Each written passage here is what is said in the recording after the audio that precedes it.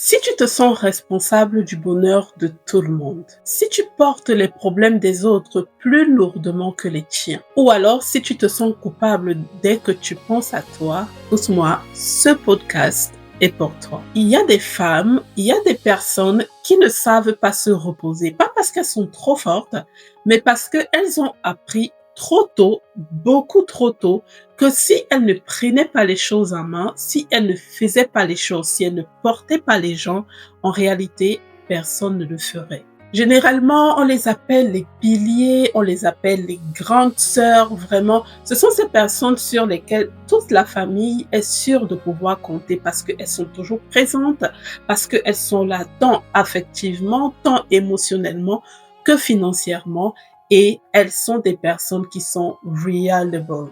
Le problème est que quand bien même elles auront tout donné, personne ne prendra jamais véritablement le temps de leur poser la question de savoir: est-ce que tu vas bien? Qu'est-ce que je peux faire aujourd'hui pour faciliter ta journée, pour faciliter les choses pour toi, pour faciliter ta vie?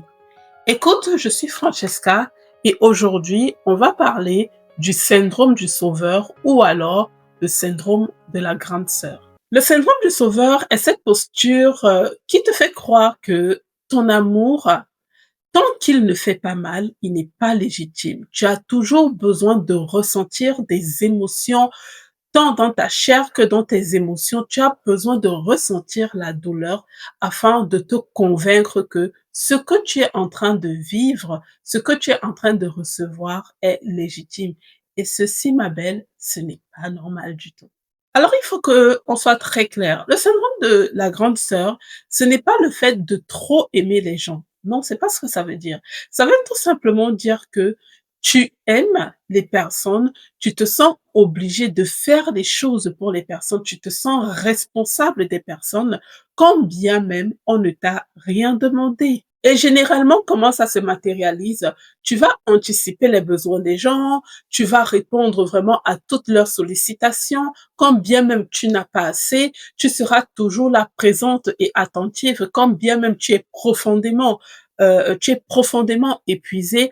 En réalité, tu vas donner de ta personne, tu vas rester dans des relations quand tout ton être entier te dit de partir. C'est un biais, c'est une façon de penser, c'est une façon d'être qui est ressortie ou alors qui s'est ancrée en toi de par tes expériences de la vie. Déjà, ça a commencé dans ta famille et tu as grandi, tu as évolué avec, si bien qu'aujourd'hui, ça a complètement façonné, ça a complètement modelé, mais pas de la bonne manière, la personne adulte que tu es aujourd'hui. Et dans le cadre de cette vidéo, je voudrais déjà te faire comprendre c'est quoi le syndrome de la grande sœur, le syndrome du sauveur, mais également te permettre d'aller à l'intérieur de toi-même, de creuser à l'intérieur de toi afin de ressentir tes émotions, afin de ressentir tes besoins et surtout de te poser la question de savoir qu'est-ce que toi tu veux? Qu'est-ce que ton corps te demande de faire aujourd'hui pour toi? Qu'est-ce que ton corps te demande aujourd'hui d'abandonner pour ton salut? Qu'est-ce que ton corps te demande, tes émotions, ton être entier te demande de faire ou de ne pas faire afin que tu sois complètement aligné avec qui tu es ou alors du moins avec qui tu devrais être. Parce que, qu'on soit d'accord, je suis persuadée que si tu t'es arrêté sur cette vidéo, c'est peut-être parce que la vidéo te parle, le sujet de la vidéo te parle. Et si ça te parle, tu vas me le dire en commentaire. Je suppose que tu t'es déjà retrouvé dans une situation où tu as pris la décision de faire les choses pour toi-même. Tu as dit, OK, peut-être c'est suite à une expérience, à un problème, à une dispute, que sais-je, mais à un moment dans ta vie, tu t'es certainement dit, à partir d'aujourd'hui, je décide de vivre pour moi.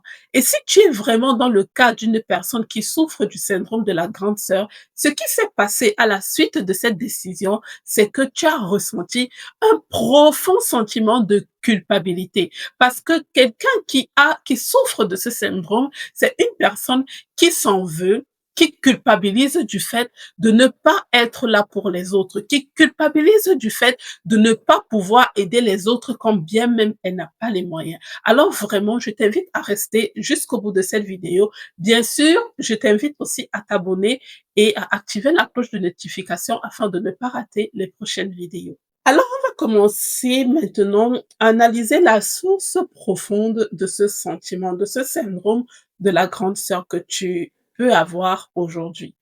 Et généralement, ce qui se passe, c'est que ce sont des sentiments qui commencent à être ancrés en toi depuis ton enfance. Et qu'est-ce qui va se passer? Vous savez, il y a des personnes dans la vie qui ne sont pas fortes par choix. Il y a des personnes qui n'ont pas décidé que moi, à partir d'aujourd'hui, je serai invincible, je serai inattaquable, je serai... Non. Elles ne l'ont pas fait parce qu'elles l'ont décidé, elles l'ont fait par pure nécessité.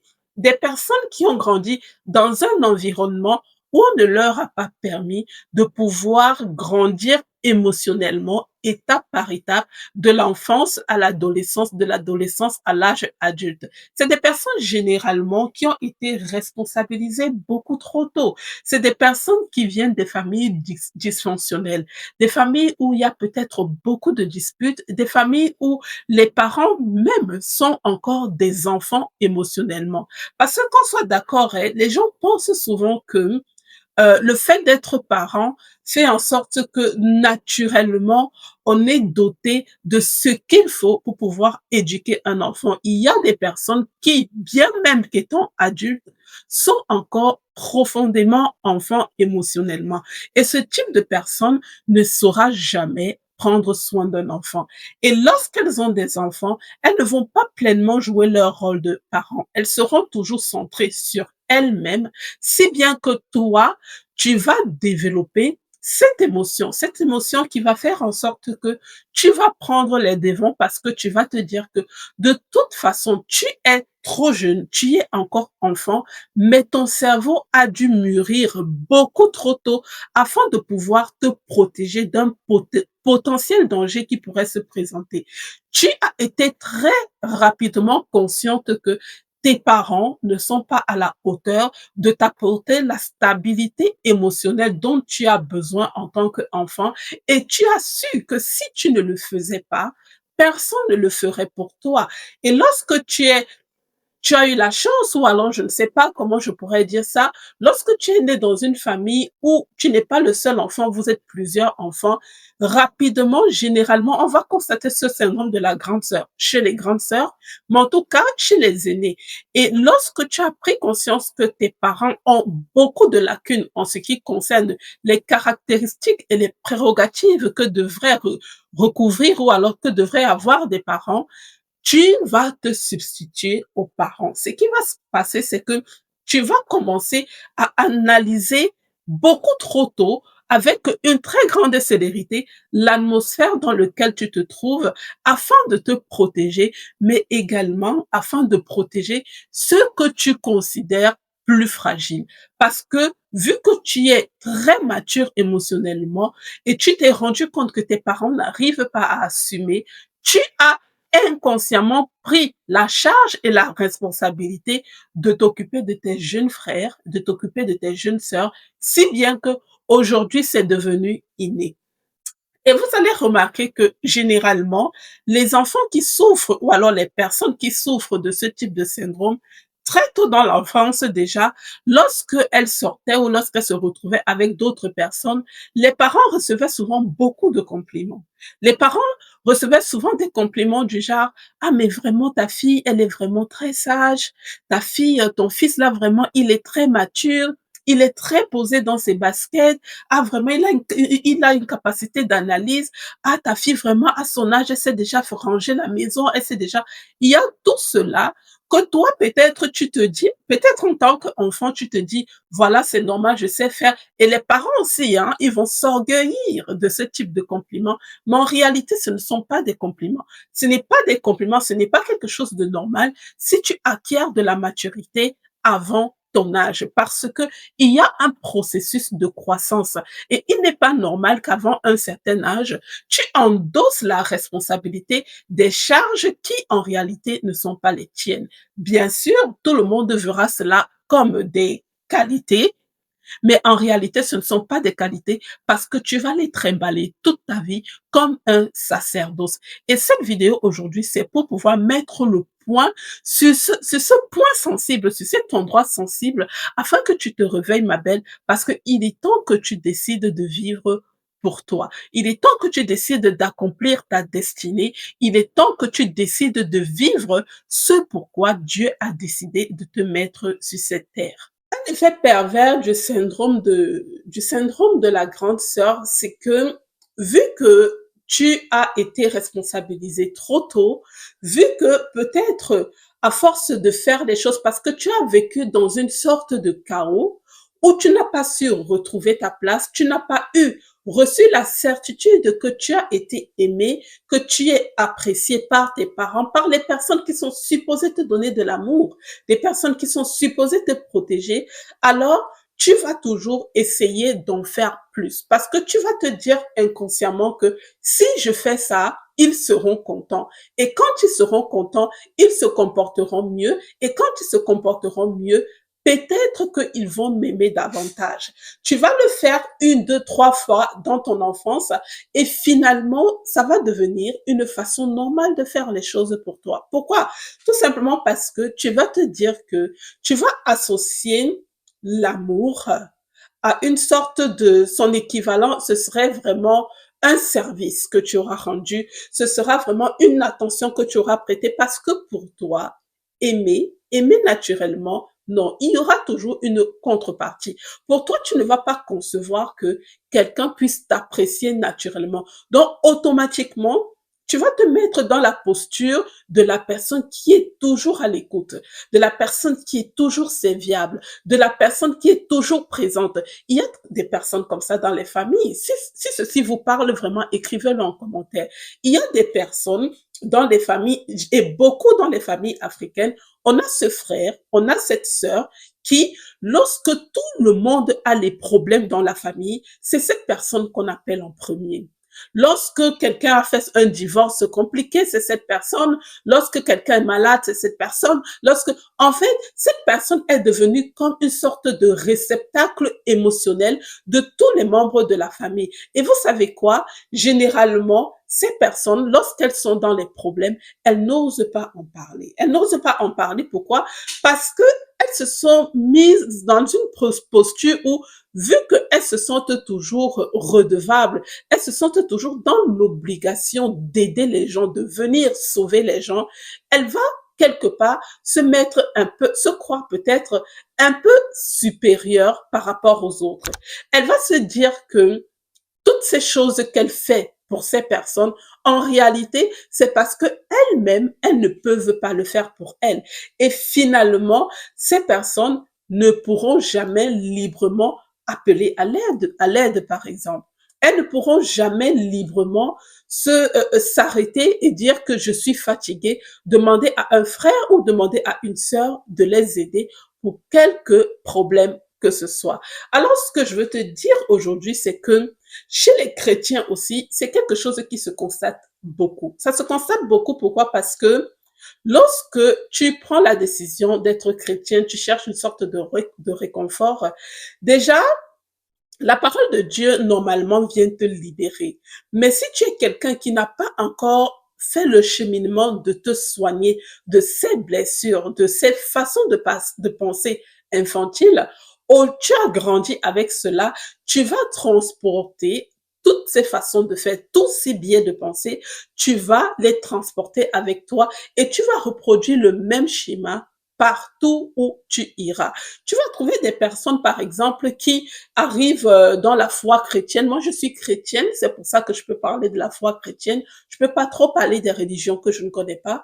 Et qui va arriver dans la foi chrétienne et qui va être hautement investie. Elle va être tellement investie qu'elle voudra tout prendre. Elle voudra tout porter, elle voudra tout faire, elle sera au four et au moulin. Et lorsque elle va recevoir dans son cœur la mission d'aller évangéliser quelqu'un, lorsqu'elle va recevoir une mission, par exemple, d'entretenir des personnes plus jeunes qu'elle dans la foi, elle ne va pas comprendre vraiment c'est quoi, à quel moment son rôle commence et s'arrête et à quel moment le rôle de Dieu va commencer. Généralement, ces personnes vont vouloir beaucoup trop porter des personnes dont elles ont la charge. Mais quand j'ai dit la charge, généralement dans les églises, dans des paroisses, lorsque tu es une personne un peu avancée, on te donne des personnes vraiment que tu pourrais encadrer. Mais encadrer, c'est vraiment de temps en temps faire des prières, faire des exhortations.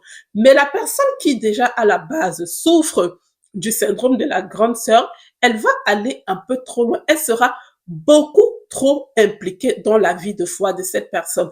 Et je suis au regret de t'annoncer que ce n'est pas ce que Dieu t'a demandé de faire.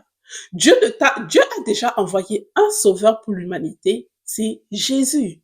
Donc, tu ne peux pas être Jésus pour les membres de ta famille, tu ne peux pas être le Jésus des personnes dont tu as la responsabilité, non. Dieu te demande de juste de montrer ton amour, de prier. Mais ces personnes vont commencer à montrer vraiment un excès de zèle, si bien que leur foi va devenir tellement oppressante. Parce que plutôt que d'encourager, plutôt que d'aimer, plutôt que d'aider et d'accompagner, elles vont contrôler. C'est pour ça que tu vas te retrouver, par exemple, dans une assemblée où les personnes, on te pose trop de questions sur toute ta vie. On te pose, tu n'as plus le droit de sortir, si bien que tu te retrouves face à cette personne et lorsque tu sors et que tu te retrouves peut-être dans une situation, supposons que voilà, tu es une jeune fille et que tu es en train de causer avec un mec, parce que tu sais que ta mentor, la personne qui est au-dessus de toi, a des attitudes souvent bizarres, tu vas commencer pas à craindre Dieu par rapport à ce que tu es en train de faire ou la position dans laquelle tu te trouves. Tout ce qui sera dans ton corps, dans ton cœur, c'est que j'espère qu'une telle ne me verra pas. Parce que en réalité, cette personne, cette telle personne, ce qu'elle aura fait, parce qu'elle souffre du syndrome de la grande sœur, elle pense que elle est responsable de ton salut. Elle pense tellement bien faire que si elle ne le fait pas, véritablement, tu mourras. Et si tu meurs, elle aura des comptes à rendre à Dieu. Mais ça part d'un très bon sentiment, qu'on soit d'accord. Ça part d'un très bon sentiment, mais dans le fond, ce n'est pas ce qu'il faut. Parce que un véritable acte de foi aussi, c'est de pouvoir savoir s'arrêter, de faire des prières, de savoir quand il faut encourager, mais aussi de savoir quand il faut arrêter et de dire à Dieu, Seigneur, ce sont tes enfants. Moi, je suis seulement là pour être à côté de temps en temps. S'ils ne veulent pas écouter, Seigneur, vraiment, gère. C'est ce que tu dois pouvoir faire. Mais parce que tu as à l'intérieur de toi ce truc que tu as trimballé depuis ton enfance, qui fasse en sorte que tu dois être au contrôle de tout. Tu dois contrôler tout. Tu dois trop aimer les gens, tu dois trop les protéger. Tu vas même commencer à essayer à anticiper des potentiels problèmes qui pourraient subvenir parce que tu as une vision 360 de tout ce qui pourrait se passer. Mais ma belle, relax, relax. Il est temps que tu t'arrêtes. Il est temps que tu te poses et il est temps que tu t'introspectes profondément afin de savoir qu'est-ce que je veux pour moi. Parce que ce qui va se passer, c'est que à un moment, ton corps va craquer. À un moment, ton corps va lâcher et tu vas commencer à développer des symptômes, des maladies bizarres parce que ton corps va t'appeler. Ton corps va te rappeler que, pop, pop, pop, tu es humaine. Tu as le droit de te reposer. Je peux te parler de ce sujet parce que c'est un sujet que je connais trop bien. Je vais te parler d'une histoire. Il y a de cela quelques années. Je venais de trouver un travail. Alors quand je suis arrivée en France, j'avais pas vraiment un boulot stable et tout ça a été. Je te passe vraiment tous les détails. Et la première fois que j'ai eu vraiment un bon boulot, j'ai pris la décision d'amener ma fille en vacances. Et j'ai une cousine aussi qui était dans la même ville que moi. Elle aussi, elle avait à peu près la même situation que moi, mais elle n'avait pas réussi encore pour le moment, en tout cas à cette époque-là, elle n'avait pas encore réussi à avoir un boulot confortable. Et je me rappelle que le fait de prendre la décision d'aller en vacances avec ma fille, j'ai senti une boule dans mon ventre. Mes entrailles se sont tellement nouées que je n'endormais pas la nuit parce que cette cousine, on était dans la même ville, on était très proches, on se parlait beaucoup. Je ne savais pas comment j'allais lui annoncer que moi, j'ose aller en vacances avec ma fille alors que elle n'a pas les moyens de le faire. Vous voyez à quel point, pourtant elle m'a jamais rien dit. Pourtant, elle m'a jamais rien demandé de la sorte, mais je me sentais tellement coupable d'avoir à cette époque-là une meilleure vie, en tout cas ce que j'estimais être une meilleure vie qu'elle. J'avais eu de meilleures opportunités qu'elle, j'avais eu vraiment une meilleure situation qu'elle à l'époque et je me sentais coupable et il fallait que je comble cela par tellement de choses. Il fallait que j'en fasse toujours plus. Ça fait en sorte que chaque fois qu'elle me demandait un service, je n'osais pas dire non. Je n'osais pas dire non parce que j'avais cette culpabilité de me dire que, oh bon, toi au moins tu as ça, elle n'a pas. Mais en réalité, on n'est pas, je ne suis pas en train de dire ici qu'il ne faut pas aider les gens. Je ne suis pas en train de dire ici que il ne faut pas être près des gens, les encourager, les aider, vraiment tout ce que tu veux. Mais je suis en train de dire que tu dois pouvoir le faire dans ton confort. Tu dois pouvoir le faire quand cela est possible pour toi. Si ton oui va faire en sorte que tu sois vraiment dans un état émotionnel déplorable. Si ton oui va faire en sorte que ta situation financière se dégrade davantage, si ton oui va faire en sorte que tu perdes une opportunité d'affaires ou je ne sais pas quoi, écoute, ose dire non. Ose dire non. Parce que à la fin, tu te retrouves entre toi et toi lorsque tu es dans cette chambre d'hôpital parce que tu auras développé des maladies, des cancers, toutes sortes de pathologies vraiment dont on ne connaît pas vraiment la source. Mais en fait, la source, c'est tes émotions. Et par moments, Dieu a ce truc où il nous fait prendre conscience que on en fait un peu trop. C'est à ce moment où tu commences vraiment à ressentir une sorte de lassitude pour tout. Tu commences à ressentir une sorte de dégoût pour tout. Dieu aime bien que tu aies des actions. Mais il faut que ces actions soient alignées avec ton cœur. Si tu peux faire de grandes choses comme ça et que ce soit naturel pour toi et que tu n'aies pas mal au ventre, que tu ne te sentes pas terriblement mal parce que finalement, ce que tu as décidé de faire pour l'autre, ça ne t'arrange pas, ça chamboule tout ton programme et ton... Si tu peux le faire comme ça, écoute, fais-le. Fais-le. Je ne suis pas en train de parler de ce type de cas. Ici, je suis en train de parler d'un cas où tu te retrouves comme contrainte, comme obligé d'apporter ton soutien, d'apporter ton aide, alors que toi-même, tu es dans une posture où tu as besoin de l'aide. Mais vu que tu as montré à tout le monde que tu es toujours très forte, tu as montré à tout le monde que tu n'as besoin de personne, tu as montré à tout le monde que quelle que soit la situation, tu réussis toujours à t'en sortir. Mais tout le monde te voit comme la super guerrière. Tout le monde te voit vraiment comme un pilier. C'est très beau. Moi, je dis souvent, c'est très beau d'être vu comme le pilier de la famille. Mais il faudrait que on te reconnaisse comme pilier de la famille de par les grandes réalisations que tu auras accomplies d'abord dans ta vie et que ces réalisations aient un impact dans le monde qui t'entoure. Parce qu'en réalité, si on te prend comme le pilier de la famille, tout simplement parce que tu viens accorder ton aide et ton oreille et ton attention et tes émotions à tout le monde, en réalité, tu n'es pas un pilier. Tu n'es pas un pilier. Le pilier, c'est vraiment la colonne. En réalité, tu es le support en bois qu'on met en attendant de mettre la vraie colonne. Ce n'est pas toi le pilier. Ils sont tous en train de t'utiliser. Et ça, c'est même quand ils le font de façon consciente. Mais s'ils ne le font pas de façon consciente, en réalité, C'est toi qui es en train de te convaincre que tu as besoin de cela pour qu'il t'aime. Tu as besoin de cela pour être légitime.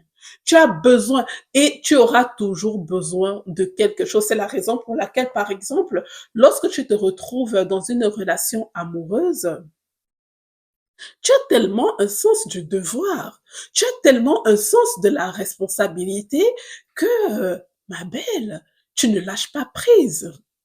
Tu ne lâches pas prise même quand tout ton corps, toute ton énergie, tous les signaux sont là et te disent que ça ne va pas. Mais c'est à ce moment que tu dois arrêter. Mais toi, tu n'arrêtes pas, tu continues encore et encore. Je ne suis pas en train de faire cette vidéo pour te juger. Je fais cette vidéo parce que j'ai souffert du syndrome de la grande sœur pendant longtemps. Et je pense que c'est quelque chose qui n'est même pas encore complètement parti chez moi. Par moment, je me rends, quand quelqu'un m'appelle, par exemple, pour me demander de l'argent, je n'ai pas d'argent. Je n'en ai pas. Mais le fait de dire non à la personne me rend profondément mal à l'aise. Ça me fait culpabiliser profondément. Jusqu'aujourd'hui, je te le dis. Mais au moins, je suis dans un processus de guérison et je voudrais partager cela avec toi. Je sais qu'il y a beaucoup de personnes qui souffrent en silence. Je sais que, et généralement, ces personnes viennent exploser. C'est bien ce qu'il faut dire quand vraiment elles sont arrivées à bout et généralement, c'est quand vraiment c'est déjà devenu dramatique. C'est là où tu vois ces personnes prennent des décisions tellement radicales, elles décident de couper les ponts avec tout le monde. Mais j'espère pour toi que tu n'en arriveras pas là. Tu as besoin de ta famille, tu as besoin des interactions sociales, tu as besoin d'avoir des amis, tu as besoin. C'est juste que tu dois pouvoir réguler tes émotions. Tu dois pouvoir réguler ce que tu peux donner aux autres, ce que tu es dans la possibilité de donner aux autres. Tu dois pouvoir réguler cela et tu dois pouvoir accepter pleinement que tu n'es pas le bon Dieu.